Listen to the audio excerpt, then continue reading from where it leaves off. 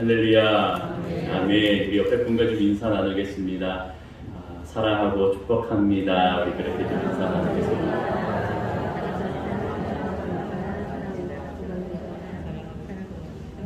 10초도 안 걸렸습니다. 네, 반가운 얼굴들, 또 보고 싶었던 얼굴들. 사실은 우리 이 성전이 더 가득 차서 우리 코로나 때문에 못 나오시는 그런 분들도 같이 더 나와서 함께 얼굴 보고 또 예배 드리기를 소원하는 마음으로 늘 계속 기도해 주시면 감사하겠습니다. 그래서 좀 온라인으로도 또 예배 드리시는 우리 성도님들도 기도하시고 마음으로 소원하셔서 우리 연동교회의 모습으로서 또 주님 앞에 온전히 설 수 있기를 소망합니다. 자, 오늘은 우리 지난주에 이어서 인생 광야 두 번째 시간입니다. 다 같이 제목을 좀 한번 같이 따라할까요? 주님을 더 잘 아는 것. 주님을 더 잘 아는 것. 그렇습니다. 우리가 이 인생 광야를 살아갈 때 주님을 더 잘 알아가는 것이 중요합니다. 바울은 에베소 성도에게 서신을 통하여서 당시 에베소 성도들의 그 상황, 그 어려움들을 너무나 잘 알고 있었습니다. 당시 상황은 어땠습니까? 이방인들이라는 그러한 입장도 있었고 또 예수를 믿는데 유대인들이 그들을 핍박하고 또 위협하고 협박하고 강압하는 그러한 모습들이 있었습니다. 예전에 뉴스를 좀 보았는데요. 여러분, 이스라엘은 아직도 유대 종교로 강하게 있습니다. 근데 그런 유대인들 안에도 예수를 믿는 사람들이 있습니다. 그런 사람들을 이제 메시아닉 주이시라고 합니다. 예수를 믿는 유대인. 그래서 주변에 있는 진짜 전통 유대인들이요, 이 예수 믿는 사람들이 집에서 성경 읽고 예배할 때요, 돌도 던지고 또 때로는 폭탄을 설치해서 테러도 하고, 그게 이스라엘 안에서 진짜 벌어지는 현실입니다. 지금도 그런 것들이 있고, 팔레스타인하고만 싸우는 것이 아니고요, 이스라엘 안에도 유대인과 예수를 믿는 그런 유대인들 사이에 그런 종교적인 갈등도 있는 것입니다. 이렇게 이방인들도 예수를 믿을 때에 엄청나게 핍박을 받았습니다. 이러한 것들을 보면서 이 에베소 성도들이 인생의 광야를 걷고 있는 그 시기의 모습을 보며 바울은 이들에게 닥쳐있는 이 어려움 속에서도 주님을 사랑하는 것에 대해서 감사하고 있는 것입니다. 우리 1장 15절 다시 한번 좀 읽어보도록 하겠습니다. 시작. 이로 말미암아 주 예수 안에서 너희 믿음과 모든 성도를 향한 사랑을 나도 듣고 16절 내가 기도할 때에 기억하며 너희로 말미암아 감사하기를 그치지 아니하고. 그렇습니다. 이들이 위험과 어려움 속에서도 사랑하는 그 모습, 주님의 사랑을 전하는 모습을 그치지 아니하였다. 그래서 바울은 너무나 이 모습이 감사했던 것이죠. 왜? 어려운 상황 속에서도 믿음으로 말씀으로 자신들의 신앙을 굳건히 지켜나가는 그 사랑의 모습들이 그냥 자신들만 열심히 믿고 끝나는 것이 아니라 그것을 어떻게 해요? 주의 사랑을 실천하며 사는 모습에 정말로 감사하는 그런 마음으로 이 서신에 그 바울의 감사하는 마음을 표현하고 있는 것을 볼 수가 있습니다. 여러분, 자신들의 위험 따위는 신경 쓰지 않는 그 믿음, 그 확고한 믿음, 그것이 행동으로 옮겨질 때에 사랑으로서 나온다는 겁니다. 그것이 진정한 사랑이라는 것입니다. 우리가 다 잘 살고 형편이 좋을 때는 누구든지 도울 수 있고 사랑할 수가 있습니다. 그런데 진정한 사랑은 내가 어려움에도 불구하고 그런 환경 속에 있음에도 불구하고 말씀으로 그 말씀을 지켜 행하고 사랑의 열매를 맺어나가는 그것이 진실한 사랑인 줄로 믿습니다. 그래서 오늘 본문을 보면 바울은 이 성도들을 위해서 기도하고 있는 내용입니다. 중보 기도하고 있는 내용이라고 우리 저번에도 한번 같이 이 본문을 한번 본 적이 있습니다. 그런데 여러분, 자세히 이 본문을 보니까 바울의 기도가 조금 이상합니다. 왜 이상합니까? 이 기도를 통해서 하나님, 주님, 지금 이 어려운 환경, 이 어려운 상황 속에 우리가 살아가는데 빨리 이 환경 좀 바꿔주십시오. 이 환경에서, 바뀐 이 환경에서 좀 더 자유롭게 주님 믿고 자유롭게 하나님 찬송하고 함께 모여 예배할 수 있도록 도와주십시오. 이 환경이, 이 여건이 빨리 바뀌어야 되지 않겠습니까? 라고 기도를 드리지 않습니다. 보통 우리는 어려운 문제와 환경을 만나며 하나님 해결해 주십시오, 주님 응답해 주십시오 하고 기도하는 게 그냥 대부분입니다. 그게 틀린 게 아니에요. 기도의 대표격인 주기도문을 보면 일용할 양식을 주옵소서, 악에서 우리를 구하여 주옵소서, 이런 환경을 좀 바꾸어 달라고, 환경을 이길 수 있게 해달라고 기도합니다. 이런 기도가 잘못된 기도가 아닙니다. 그런데 오늘 바울은 그렇게 기도하지 않고 다른 기도의 모델을 제시하고 있습니다. 우리 인생의 광야를 살아갈 때에 환경을 바뀌어주세요 라고 기도하는 것이 아니라 이 바울의 기도를 통해서 우리가 어떻게 기도하면 좋을까? 우리의 처한 상황 속에서, 광야와 같은 이런 생활 속에서 우리가 바울과 같이 어떻게 기도를 해야 하는가? 바로 따라합니다. 주님을 더 잘 알기 원합니다. 다시 한번, 주님을 더 잘 알기 원합니다. 오늘 바울이 에베소 성도들을 위해서 그렇게 기도하고 있습니다. 주님, 환경을 바꿔주시기보다 바로 이들이 주님을 더 알아갈 수 있도록 인도해 주옵소서. 이게 바울의 기도였습니다. 이 광야와 같은 인생길을 살아가는데 목자이신 주님을 더 바라보고 더 알아가고 더 주님 깊이 있게 주님과 교제할 수 있도록 인도해달라고 바울이 기도하고 있는 것입니다. 여러분, 그래서 우리가 인생 광야에서 성령을 의지하며 살아가야 되는 것입니다. 우리 다 같이 따라합니다. 성령을 의지합시다. 한 번 더, 성령을 의지합시다. 왜 성령을 의지해야 됩니까? 성령을 의지해야 참된 주님을 알려주시기 때문입니다. 성령이 주님을 알려주십니다. 성령이 목자를 알려주십니다. 성령이 우리가 따라야 할 분이 누구신가를 알려주시기 때문입니다. 이 17절을 봅시다. 우리 17절 같이 한번 읽어볼게요. 시작. 우리 주 예수 그리스도의 하나님 영광의 아버지께서 지혜와 계시의 영을 너희에게 주사 하나님을 알게 하시고, 할렐루야. 지혜와 영이 누구십니까? 크게요. 지혜와 영이 누구십니까? 성령님. 맞습니다. 성령님께서 바로 하나님 아버지, 우리의 인생의 목자이신 분을 알려주신다라는 것입니다. 다른 말로 하면 하나님께서 성령을 통해서 자신을 드러내 보이신다. 믿는 자들에게 드러내 보이신다라고 하는 것이죠. 그래서 성령님 없이는 하나님을 알 수 없는 것입니다. 성령님을 의지하지 않고 하나님 아버지를 안다? 이것은 거짓입니다. 여러분, 그것은 세상의 지혜로 알아가는 것이 아닙니다. 만약에 우리가 세상의 지식으로, 지혜로 하나님을 알았다면 지금 시대는 이렇게 살아가지 않습니다. 죄악 가운데 살아가지 않습니다. 그냥 인간적인 생각에 상식적으로 하나님이 어떠한 분인지 그것을 안다면 모든 사람들이 주일날 교회에 가서 예배드리고 또 자신의 삶을 회개하고 매일매일 삶에서 주님이 역사하심을, 주님의 예배함을, 그것을 통해서 하나님 앞에 회개의 역사가 일어날 것입니다. 그런데 인간적인 상식으로 알 수 없는 것입니다. 성령을 통해서만 하나님 아버지께서 자신을 드러내 보이시고 우리에게 알려주신다는 그 사실을 잊지 마시기를 바랍니다. 그렇기 때문에 성령님을 의지해야 됩니다. 하나님은 세상의 지식으로 알 수 있는 분이 아니십니다. 그렇기 때문에 우리가 주님 앞에 온전히 서야 합니다. 주님을 알고 주님 앞에 나아갔을 때에, 처음 주님을 만났을 때에 우리는 어떻게 합니까? 바로 회개합니다. 회개의 역사가 일어나는 것입니다. 진짜 인간의 지식으로 주님을 알았다면 이곳저곳에서 정말 우리 한국 땅뿐만 아니라 온 세계가 주님 앞에 회개하는 역사가 일어났을 것이죠. 여러분, 그런 역사가 물론 선교지에 일어나고 있습니다. 그런데 성경에서 보면 그런 역사가 있음을 우리가 또 볼 수가 있는 것이죠.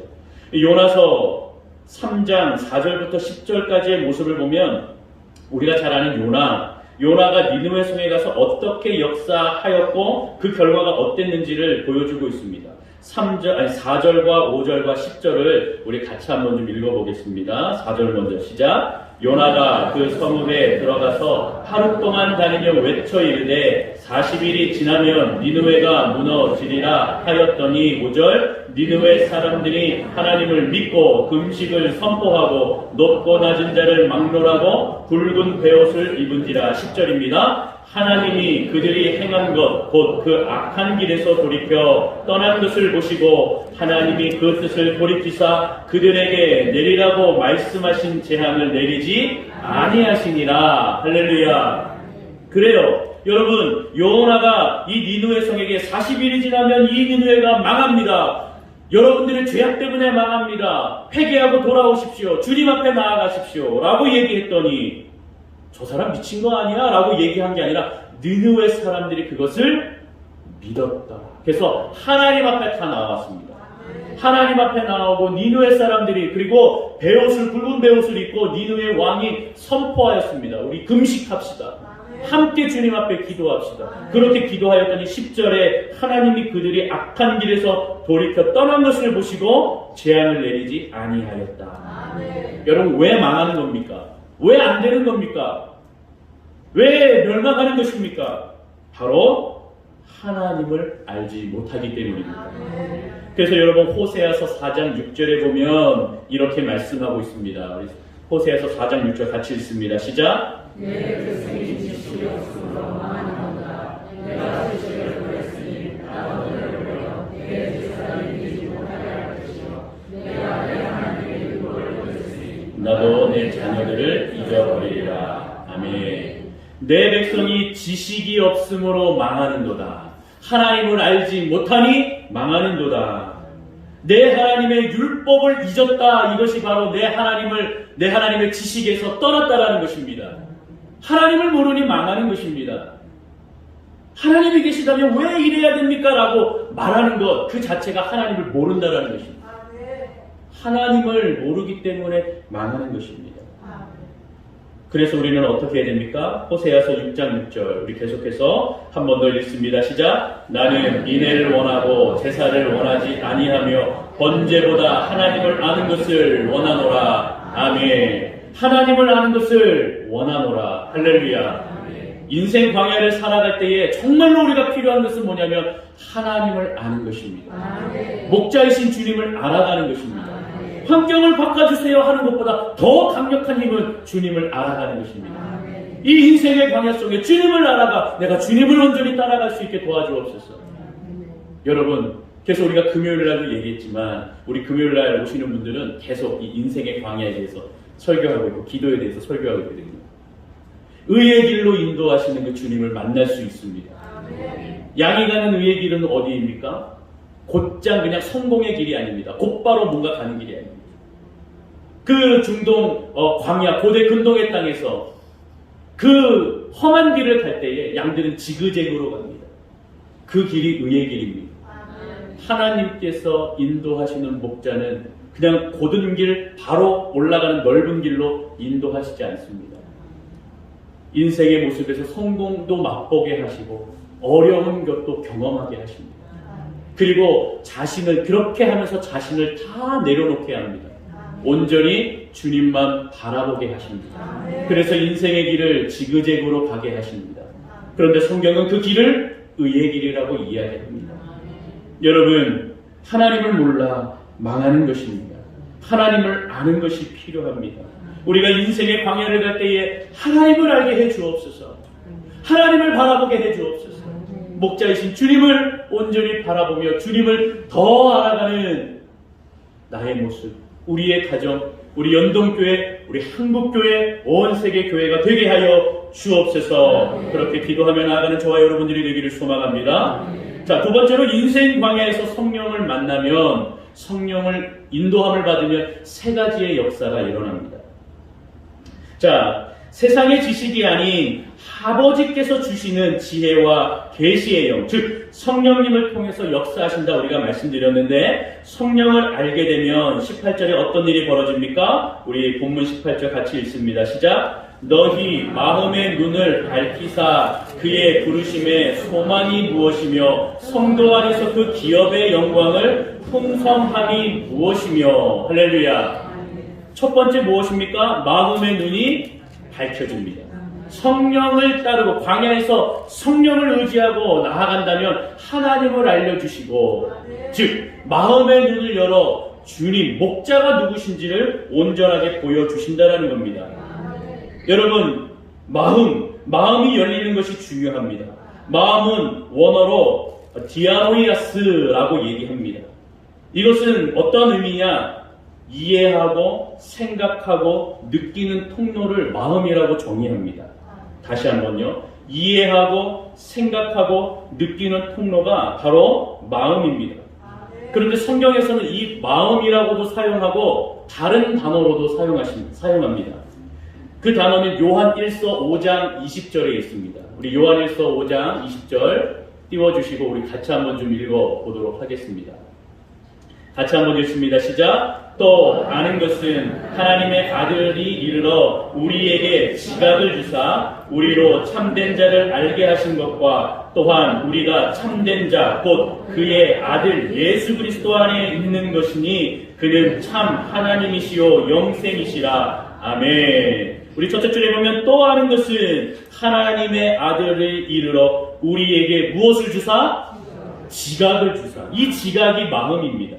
이 지각이 원어로 똑같습니다. 마음이라는 것과 디아노이아스 똑같은 단어입니다. 그러니까 마음은 지각입니다. 여러분, 지각은 무엇입니까? 감각 기관을 통해서 깨달아지는 능력이 지각입니다. 아까 우리가 보았던 여러분 그 마음은 무엇입니까? 생각하고 이해하고 느끼는 것의 통로라고 했습니다. 지각은 감각 기관을 통해서 깨닫는 능력입니다. 그래서 우리가 생각하고 느끼고 감각적으로 촉각으로 또 눈으로 시각으로 이렇게 모든 감각을 통해서 하나님을 알아가는 것입니다. 그것이 지각이라는 것이죠. 지각에 뛰어난 하나님, 모든 것을 우리가 이끌어 주시는 겁니다. 여러분, 이 지각이라는 것을 예를 들어보면 이런 겁니다. 여러분, 아이가 태어나자마자 어떻게 됩니까? 뭐라고 얘기합니까? 응애! 정답입니다. 응애! 하고 태어납니다. 그런데 만약에 아기가 태어났는데 의사 선생님 반가워요. 고생하셨어요. 간호사 선생님 보고 싶었어요. 친절하시던데요. 엄마 수고하셨어요. 막 이렇게 안아주고 둥 두드려주고 저도 10개월 동안 고생했어요. 엄마 커피 마실 때 저 잠도 잘 못 자고 좀 힘들었는데 괜찮아요. 이해해요. 여러분, 이런 아이 보셨습니까? 이런 아이 보셨어요? 이런 아이 보면 빨리 신고하셔야 됩니다. 인간이 아닙니다. 조심해야 됩니다. 여러분, 아이가 태어나면 응애응애 웁니다. 그쵸? 배고파도 울고, 그쵸? 취해도 울고, 아파도 울고, 모든 것을 우는 것으로 그렇게 표현을 합니다. 그리고 자라가면서 뭐예요? 엄마야, 아빠야, 할아버지야, 할머니야, 또 형제자매가 와서 호르르르 이러고 난리가 납니다. 그렇죠? 그렇게 하면서 엄마, 아빠 수만 번, 수백만 번의 이야기를 들어야 그 다음에 아기가 옹알옹알 하다가 엄마, 아빠 얘기를 합니다. 그렇죠? 이 아이가 뭐예요? 생각하고 느끼고 만지고 우리 가족이구나 비벼대고 뽀뽀해주고 이렇게 감각을 통해서 아빠라는 것, 감각을 통해서 엄마라는 것을 압니다. 지각을 통해서 알아간다는 것입니다. 우리가 인생 광야를 통해서 살아간다면 하나님을 이렇게 알아가는 것입니다. 그냥 멀리 있는 분으로 여기는 것이 아니고 가까이에서 나를 안아주시고 나에게 말씀하시고 나에게 얼굴을 비벼대시고 내가 하나님이야 라고 말씀하시는 것, 이것이 지각에 뛰어난 하나님이라고 얘기하는 것입니다. 그런 하나님이 우리와 동행하시고 우리와 함께 하시고 이 인생 광야를 같이 걷고 동행하시는 분이신 줄로 믿습니다. 여러분, 지각이라는 것은 이것입니다. 이렇게 우리와 함께 하시는 것이 바로 사랑의 열매로 맺어지는 것입니다. 우리도 하나님을 처음 알아갈 때에 몰랐습니다. 그렇죠? 근데 주님이 나를 만나주시고 그 매일매일 삶 가운데에 내가 죄인이라는 것을 깨닫게 해주시고 주님과 그렇게 동행하면서 마음으로 생각으로 느끼면서 그러한 감각과 지각을 통해서 주님을 알아가는 것입니다. 이것을 성경에서 마음의 눈이 열렸다라고 표현합니다. 믿음의 눈이 열린 겁니다. 믿음의 눈 어떤 겁니까? 하나님 아버지시군요. 하나님이셨군요. 하나님이 주님, 나의 주인이셨군요. 이것을 느끼고 표현하는 것이 마음의 눈이 열렸다라는 겁니다. 그렇게 열리면 세 가지 은혜를 주십니다. 세 가지 깨달음을 주십니다. 첫 번째 우리 따라합니다. 부르심의 소망을 깨닫게 하신다. 우리 18절에 읽었던 대로 여러분 마음의 눈이 열리사 그 다음에 그의 부르심의 소망이 무엇인지 알게 하신다는, 깨닫게 해주신다는 겁니다. 에베소 성도들은요 사실 이방 사람들이었죠. 이방 지역입니다. 그런데 구약시대에만 보더라도 유대인들에게만 이 구원이라는 것, 메시아라는 것을 허락해 주셨다 이렇게 많이 느끼고 그렇게 알고 살아갔죠. 그래서 유대인들은 자신들을 통해서만 주님이 오시고 우리만 구원을 얻는다라는 생각이 강하였습니다. 그런데 신약에 와서 어떻게 됐습니까? 예수 그리스도의 십자가의 보혈의 은혜로 예수만 믿기만 하면 어떻게 됩니까? 하나님의 자녀가 되는 권세를 주셨습니다. 그리고 모든 은혜 가운데 이방인들을 포함한 모든 민족에게 하나님의 복음의 역사가 확장되어지고 열려진 것을 보게 하셨습니다. 여러분, 그래서 에베소를 비롯한 모든 이방의 종족들이 주님을 믿게 되었고 주님을 만나게 되었고 은혜를 얻게 되어진 것입니다. 이 부르심의 소망은 바로 복음의 눈이 열렸다라는 겁니다. 복음의 문이 열리고 이방에도 말씀이 전하여지고 그렇게 에베소 지역에 교회가 세워지고 믿는 사람이 세워지게 되었음을 말씀해주고 있는 것입니다. 부르심의 소망은 바로 이방에도 그렇게 이방에까지 확장이 되었기 때문에 바로 그 말씀이 우리 아시아로 넘어오고 우리 한국 땅에 와서 저와 여러분들이 주님을 믿고 또 주님을 바라보게 될 수 있는 은혜를 허락해 주신 줄로 믿습니다. 그 믿음이 바로 부르심의 소망입니다. 우리를 부르시기 위해서 이 땅 가운데 예수가 2000년 전에 오시고 그 2000년 전에 이 한국 땅까지 오기까지의 그 복음의 역사들이 굉장히 길지 않습니까? 그렇게 사람을 통해서 역사하시고 결국에는 우리를 불러주시고 주를 바라보는 소망을 얻게 해 주신 것입니다. 여러분, 우리의 부르심 이 소망을 온전히 깨닫기를 바랍니다. 우리의 마음이 열리고 우리의 생각이 열려서 주님이 누구신지 구주가 누구신지 목자가 누구신지를 온전히 바라보게 하여 주옵소서라고 기도하는 저와 여러분이 되기를 원합니다. 그래서 우리 인생에 참된 주인이 우리 인생의 이 인생 광야 속에 참된 주인임을 바라보면서 그 부르심의 소망을 갖고 온전히 믿음 가운데 걸어 나가시는 저와 여러분들이 되기를 소망합니다. 두 번째 깨닫게 되어지는 것은 무엇이냐면 바로 성도 안에 기업의 영광에 풍성함을 주신다라고 하는 겁니다. 여러분, 기업은 무엇이냐? 바로 하나님의 기업입니다. 주님의 기업이라는 것을 얘기해 주고 있습니다. 하나님의 기업은 그러면 누구입니까? 우리 구약에 보면 신명기 4장 20절에 하나님의 기업을 소개하고 있습니다. 우리 다 같이 한번 읽어보겠습니다. 시작! 여호와께서 너희를 택하시고 너희를 새 풀무불 곧 애굽에서 인도하여 내사 자기 기업의 백성을 삼으신 것이 오늘과 같아도. 아멘. 자기 기업의 백성을 삼으셨다. 즉 이스라엘이 하나님의 기업이었습니다. 하나님의 기업은 즉 이스라엘이었다는 것을 우리가 알 수 있습니다. 자, 그런데 신약에 와서 이것은 좀 더 바뀌었죠. 자, 우리 본문 11절, 우리 에베소서 1장 11절, 우리가 읽지는 않았지만 11절을 같이 한번 읽어봅니다. 시작! 모든 일을 그의 뜻의 결정대로 일하시는 이의 계획을 따라 우리가 예정을 입어 그 안에서 할렐루야, 그 안에서 우리는 주님의 기업이 된 줄로 믿습니다. 그러니까 하나님의 기업, 저와 여러분들이 하나님의 기업이에요. 기업. 그런데 여러분, 그래도 좀 모르겠습니다. 기업이 뭡니까? 교회와 성도가 기업인데 그럼 그 기업은 뭡니까? 자, 기업이라는 것은 주님께서 알려주셨습니다. 요한복음 17장 24절에 보면 마지막 예수님께서 이제 로마 군대에게 잡히시기 전에 겟세마네 동산에서 기도하셨어요.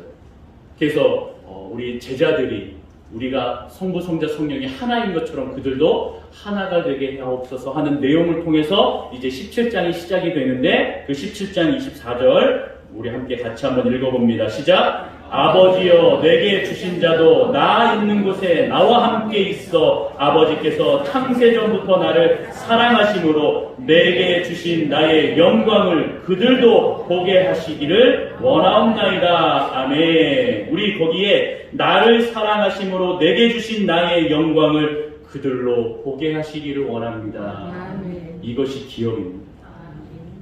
기업은 무엇이냐면 바로 하나님의 나라에 서는 것, 그것이 기업입니다. 아멘. 이스라엘뿐만 아니라 모든 주의 백성이 하나님의 영광 가운데 서는 것, 그것이 바로 기업이라고 말해주고 있는 것입니다. 그러니 하나님의 아들을 예수 그리스도, 하나님의 아들이신 예수 그리스도만 그 영광을 누리는 것이 아니라 바로 그 믿는 자들도 함께 보고 누릴 수 있도록 하시는 것이 그것이 기업입니다. 아멘. 나의 영원하신 기업, 생명보다 귀하다. 하늘나라에서 하나님과 함께하는 것이 우리의 기업이 되는 줄로 믿습니다. 아멘. 여러분, 그래서 요한복음 1장 12절에 주님을 영접하면 우리가 하나님의 자녀가 되는 권세를 주셨습니다. 아버지 하나님을 통하여서 예수 그리스도가 누릴 수 있는 모든 영광을, 그 아들의 영광을 우리에게도 보여주시고 깨닫게 하시고 느낄 수 있게 해주시는 겁니다. 그것이 언제 이루어집니까? 우리가 하늘나라에 갔을 때. 하늘나라에 갔을 때 그 영광을 보게 하십니다. 그것을 기업이라고 말하는 것입니다. 그러니까 여러분, 그 기업이 우리에게 허락되었습니다. 그래서 마음의 눈이 열리고 성령을 의지하고 따를 때 그것을 우리가 믿고 볼 수가 있는 것입니다. 세상의 지식으로 볼 수가 없어요.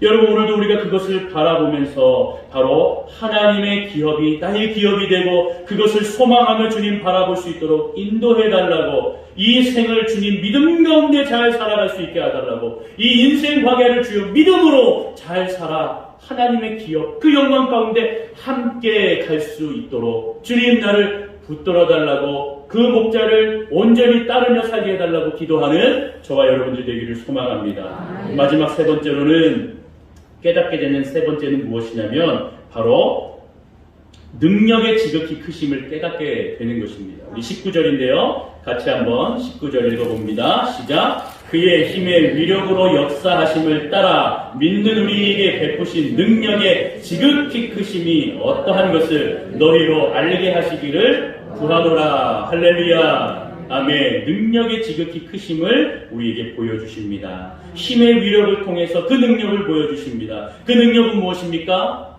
따라하십니다. 예수 그리스도의 부활. 다시 한번, 예수 그리스도의 부활. 이게 예수 그리스도의 그 힘의 위력이요, 바로 지극히 크심의 능력인 줄로 믿습니다. 그런데 여기서 그치는 게 아니에요. 예수님께서 부활하심으로 그게 끝이 아닙니다. 무엇입니까? 지극히 크시다라고 하는 것은 예수의 부활이 끝이 아니고 이것을 통하여 성도의 부활까지 이어집니다. 할렐루야. 따라합니다. 성도의 부활. 다시 한번, 성도의 부활. 예수의 그 부활하심을 통하여 너희도 그렇게 부활로 인도해 주신다라고 우리에게 말씀해 주고 있습니다. 요한복음 14장 2절과 3절입니다. 우리 같이 한번 좀 읽어보도록 하겠습니다. 시작! 내 아버지 집에 거할 것이 많도다.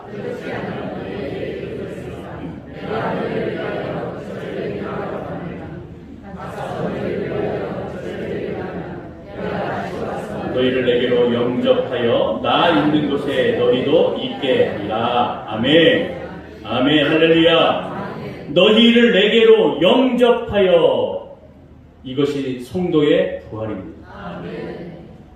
내가 부활한 것처럼 너희도 마지막 그때에, 재림하는 그때에 성도들이 함께 부활하는 것입니다. 죽었던 성도도 무덤에서 일어나고 바로 주님 앞에 가고, 살아있는 성도들도 그 믿음 가운데 주님 앞에 서는 것입니다. 주님이 영접하러 내려오신다는 것이죠.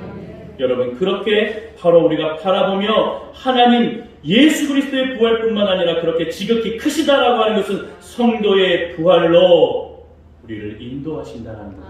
그래서 우리가 살아가면서 부활의 소망이신 주님을 바라보며 믿음 가운데 거합시다, 승리합시다라고 인사하는 겁니다. 여러분, 부활의 소망이 그래서 우리에게 있는 겁니다. 부활의 소망은 다른 것이 아닙니다.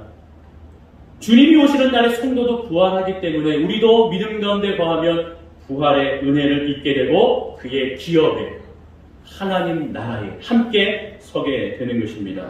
그것을 믿음으로 우리가 온전히 서기를 바랍니다. 이제 결론을 맺기 원합니다. 바울은 그리스도인들이 인생 광야를 살아가면서 반드시 얻어야 할 응답은 환경의 변화보다 환경을 이길 수 있는 힘의 원천이신 주님, 목자를 더 잘 아는 것, 그것이 바로 우리 기도의 제목이 되어야 한다는 것을, 우리 인생 광야의 기도의 제목이 되어야 한다는 것을 분명히 알고 그는 느꼈기 때문에 그러한 모습으로 에베소 성도들을 이끌어달라고 기도하고 있는 것입니다. 여러분, 기도는 단순히 하나님께서 우리의 소원을 받아내는 그런 통로가 아닙니다. 기도는 주님을 더 알기 원합니다. 주님 앞에 더 가기 원합니다. 이렇게 나아가는 영적인 수단이라는 것입니다. 그래서 여러분, 이사야서 64장 7절에 주의 이름을 부르는 자가 없으므로 스스로 분발하여 주를 붙잡는 자가 없사오니 이는 주께서 우리에게 얼굴을 숨기시며 우리의 죄악으로 말미암아 우리가 소멸되게 하셨습니다 라고 그렇게 고백하고 있는 것입니다. 여러분, 기도는 주님을 붙잡는 은혜의 수단입니다. 다 같이 따라합니다. 기도는 주님을 붙잡는 은혜의 수단입니다.